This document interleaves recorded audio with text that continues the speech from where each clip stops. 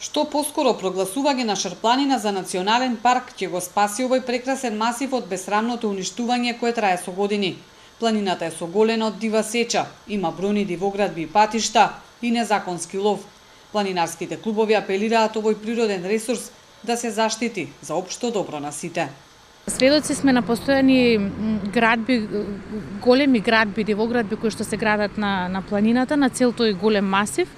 Од една страна, од друга страна, постојано има неконтролиран и незаконски лов, што го уништува животинскиот свет на планината. Од друга страна пак Шара изобилува со шумски плодови, боровинки, чај, мед и така натаму, од кои што локалното население и како може да живее. Иницијативата за прогласување на Шара за национален парк трае 10 години и никако да влезе во законска процедура.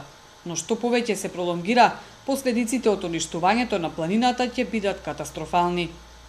Не е она како што луѓето мислат дека тоа ќе биде клуч на врата и никој не може да функционира горе. Да, ќе биде клуч на врата на одредени места каде што навистина треба да останат такви какви што се нечекнат. Една е да се отвара патиште, не знам што. Ние можеби нема да сме сведоци на ова сега што се случува со дивосечите, но по 50-60 години ќе има резултат тоа.